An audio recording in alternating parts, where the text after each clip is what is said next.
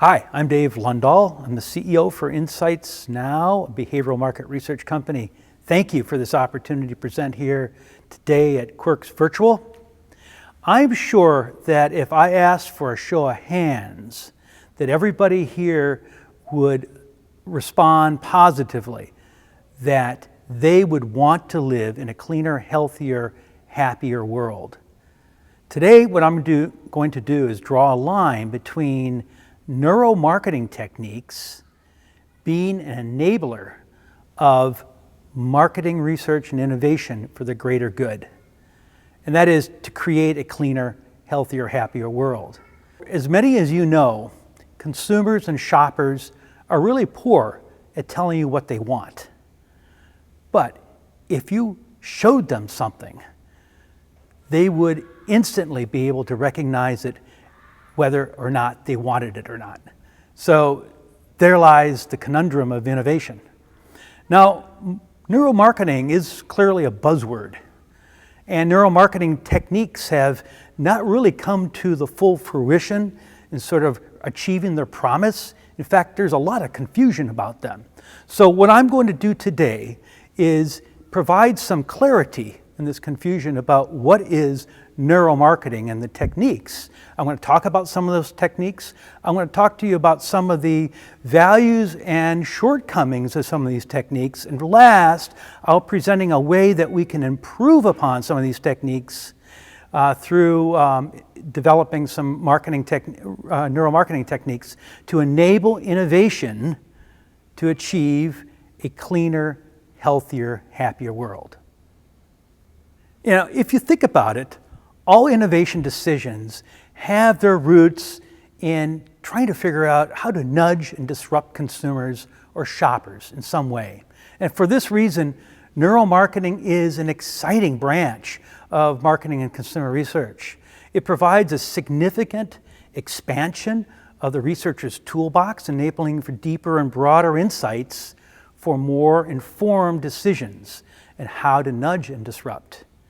And it is based on the science of human behavior. And this applied sort of area offers a new lens to insights professionals to frame business decisions with respect to questions about the whys of consumer behavior. So, as you know, good research does start with asking the right questions. So if you're an innovator working at the fuzzy front end, or you're a product marketer interested on how to nudge and disrupt through trying different types of marketing techniques, or you're a product developer trying to figure out how to build into products signals that tell the consumer or the shopper that this product will in fact deliver on the promise of the brand, any of these areas, then neuromarketing techniques are really the type of techniques that can get you to those right answers and questions.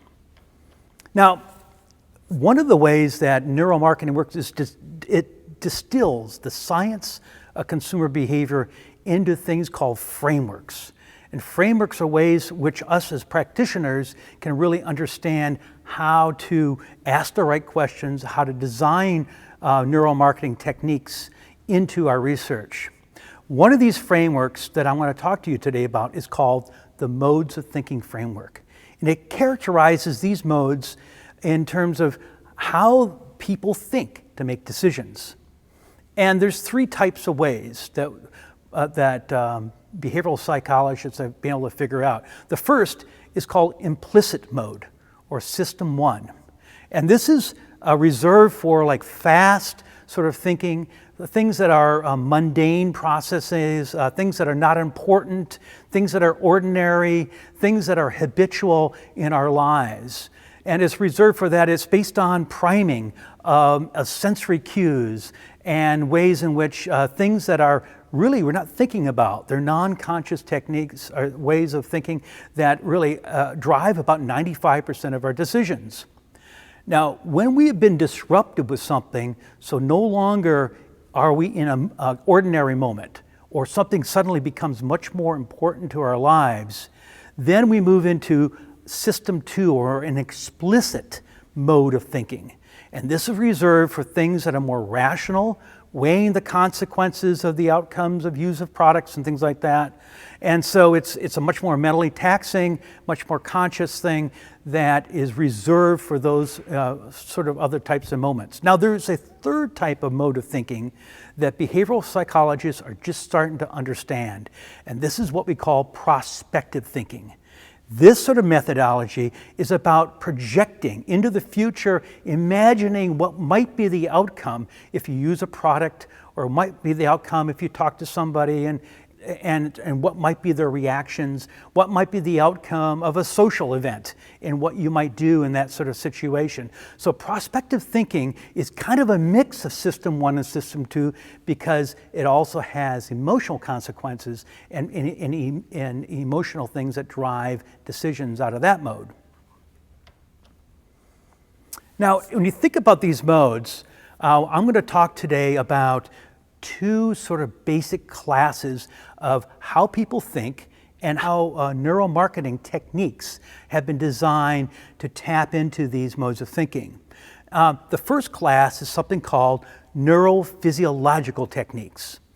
And for most researchers, when they think of neuromarketing, they think about brain scanning techniques. And these techniques measure the general brain activity or activities in specific centers of our brains through instruments such as EEG, fMRI, and PET. These techniques are really good at providing information about where and how neuroprocessing occurs, and they're really good for implicit, explicit, and prospective cognition. However, these techniques have a shortcoming in that they are mostly limited to in the laboratory situations. So you can't get out and utilize these in the true context of real consumer or shopper experiences. Now, the second is biometric techniques. And these are techniques that measure the autonomic nervous system via skin conductance and heart rates and breathing and things like that. These techniques are good at measuring arousal in response to product experiences and other sort of stimuli, which would indicate some sort of heightened alertness to various situations and stimuli. However, they're not able to measure valence. That means whether the reaction is positive or negative. Now, the third type of techniques has actually had a lot of application, and these are eye tracking and facial coding in combination with AI. In fact, with combination with AI, you're actually able to get now to understand appraisals and what the emotional impact, whether it's positive or negative, and in some cases with facial coding, actually getting to specific types of emotions. So we are able to apply neuromarketing techniques to product innovation. If we're going to do this effectively, though, you need to go beyond these techniques. You need to be able to get into more the context of true consumer experiences. And to show what I mean, I'd like to introduce you to another behavioral framework, and this is called the behavioral pyramid. And on the left side of this pyramid, you'll see is layers of information that can be captured through research from shoppers or consumers that change the slowest at the bottom, like who they are, and what lifestyle they are, and what their sort of personalities are, to things that ladder up to the top, things that change fastest in the different moments of people's lives. Now, on the right side of the pyramid is the same sort of layers of information for a research participant. And neuromarketing techniques that are most applicable to innovation are those that align the left side with the right side. So the left side, real experiences, with the right side, which are the participant experiences. And when they are aligned, you can have much more understanding of where the information that you're getting in terms of behavioral responses will be much more predictive and informative about true consumer behavior. So, this next class of behavioral techniques are called prime target response techniques. And they get around this problem by making much more alignment between true experiences and participant experiences, because they're more flexible to place participants into these moments of experience. They also utilize something called priming, which is being a very powerful sort of methodology to bring memories to the forefront so that the implicit, explicit, or prospective modes of thinking can access these memories in ways that your targets, or things that you're most interested in understanding the responses to, you can get more relevant research questions and answers to that. So there's 4 types of prime target response techniques that I want to explore with you today. The first is called fast direct, and this is the simplest of the 4. This technique, what you do is you provide a prime, some sort of information that brings memories to your forefront, such as thinking about getting ready to eat a ready-to-eat salad. And then you also provide to the respondent a target, such as plastic silverware, that you want a response to, such as, is this important? And this technique, by having really fast yes-no answers, you can in rapid fashion provide a lot of different targets and get response information. So this fast direct techniques has a lot of applications in research. The second is called indirect priming. And this technique is really inventive. It has 2 primes. An initial prime, such as, in this example, a product experience someone just has, and then a second indirect prime, such as select a picture that kind of represents this experience you just had from a bunch of pictures. And then this second prime becomes a proxy to aid in the assessment of responses to one or more targets. So this technique works really well because cognitive scientists or behavioral scientists have found that indirect primes to be highly influential on more direct primes when they come in proximity to each other. So it's an ideal way to capture information such as, how does this make you feel? And so you can look at then a lot of different sort of words that describe that. The third type I want to talk about is called an implicit association test. This technique is operationally similar to fast direct, except that when participants are focused on assessing the primes, such as a product experience, they are actually assessing pairs of targets that you want to understand the association of the pair to the prime. So example, in assessing associations between 2 types of targets, such as perceived flavor attributes or perceived healthiness attributes, and you want to understand the relationships that a product experience gives you, what you can do then is you can present pairs of both the flavor combinations that you select from, or pairs of the healthiness qualities that people would select from, but also you pair the combinations of those. And you throw away the pairs about just the product experiences and what might be the benefits, that you get. And what you do is you look at those combinations and look for the combinations that people respond quickest and most to in terms of to be able to express how the product experience made you feel. So it's a pretty inventive technique. The last is something called affect misattribution procedure. Now, this technique is different in 2 ways. First, with both the direct, fast direct, indirect priming, and implicit association techniques, you can actually capture how fast people responded. And this is an important piece of information to use because the faster gives you indication whether more people are using implicit thinking versus slower, rational sort of techniques like thinking like explicit. This technique is also different in that it uses 2 primes where the first is a regular prime you're interested in, like a product experience or a concept or whatever, or a situational context. And the second is an ambiguous prime, like a weird character or something like that, so like I'm showing here on this slide. And these are shown in sequence, the two primes removed, and then the participant responds to the ambiguous primes with regard to some new targets in very rapid, fast succession.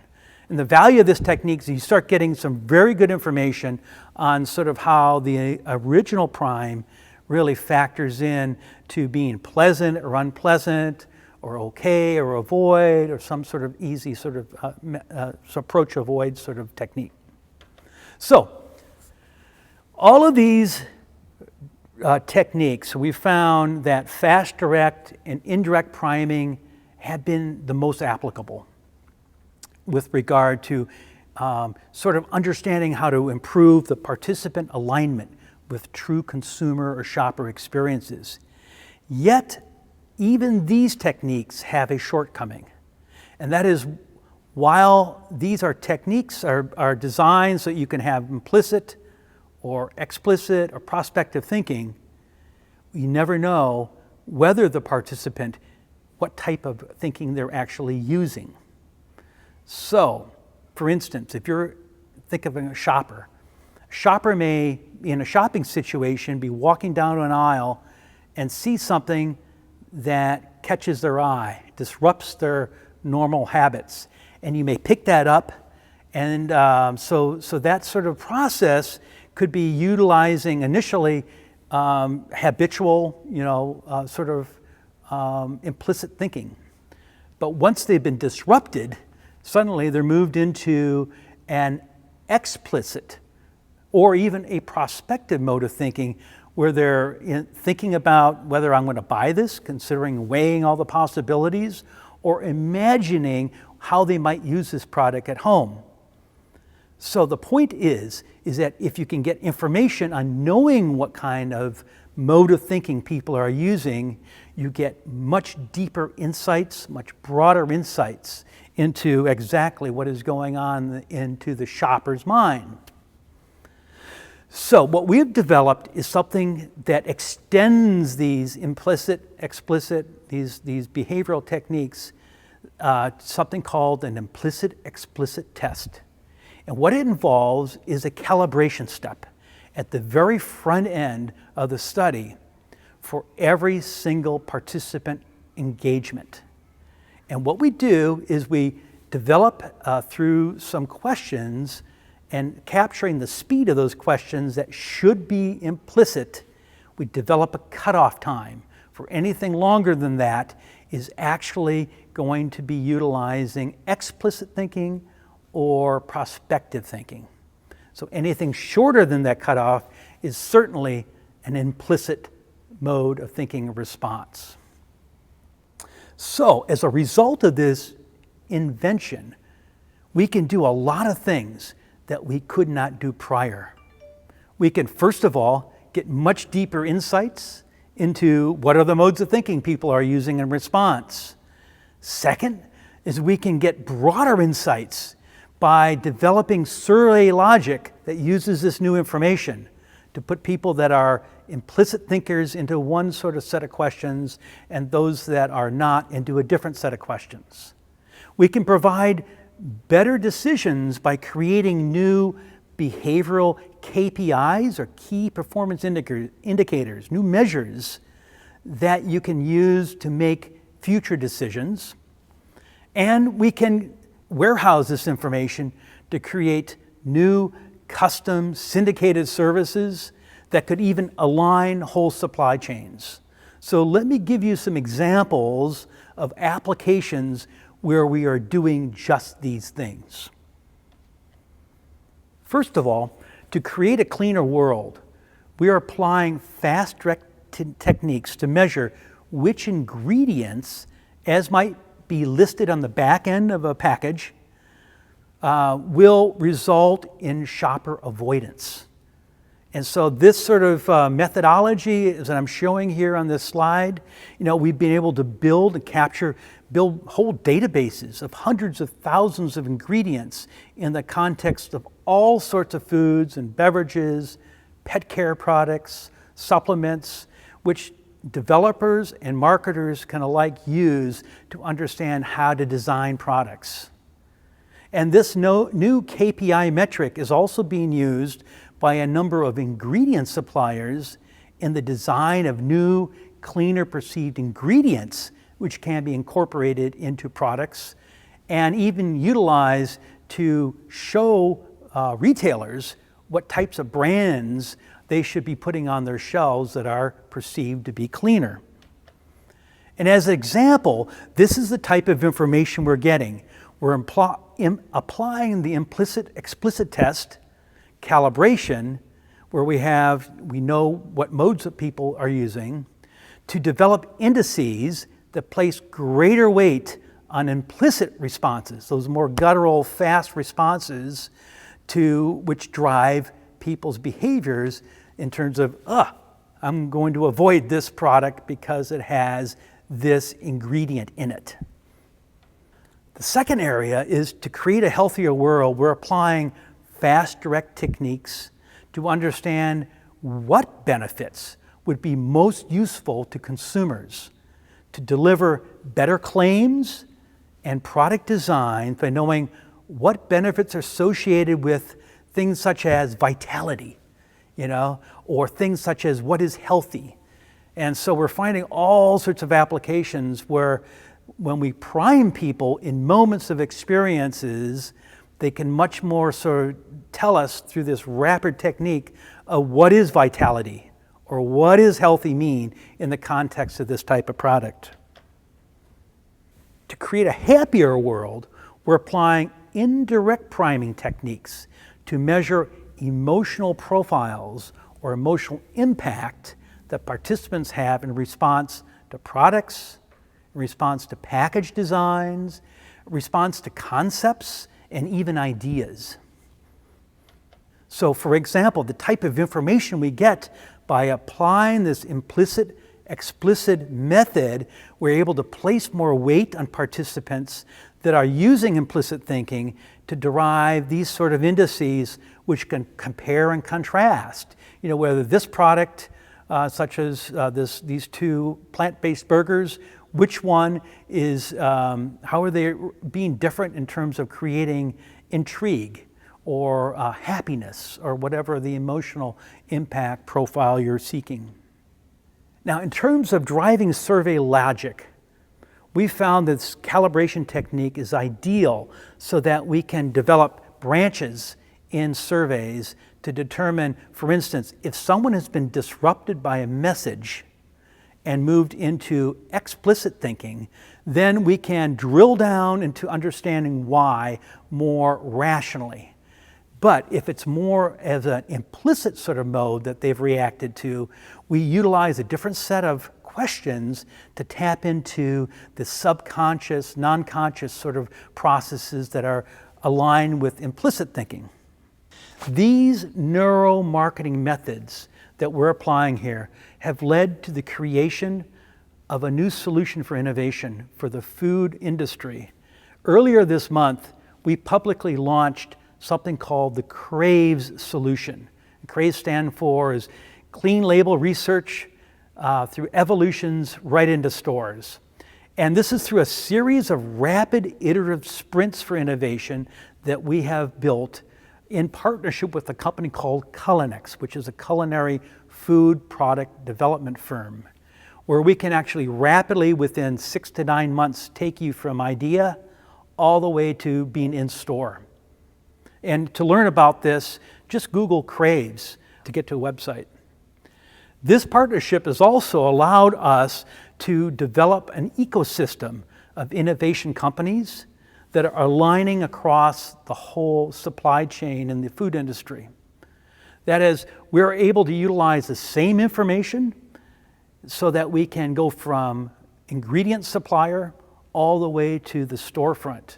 So ingredient suppliers are able to understand which ingredients signal the benefits that shoppers and consumers are seeking, and brand owners are able to build in and utilize these types of ingredients for the purpose of creating cleaner, healthier, and foods to make you happier in your lives. And retailers are finding that the brands that align with that are the types of products that they want to put on their stores. So, in applying neuromarketing, we are aligning the whole supply chain, enabling innovation, enabling new products to come to the market faster and with greater success, because we are targeting what is the greater good. We're products that everybody is demanding: cleaner, healthier, and for a happier world.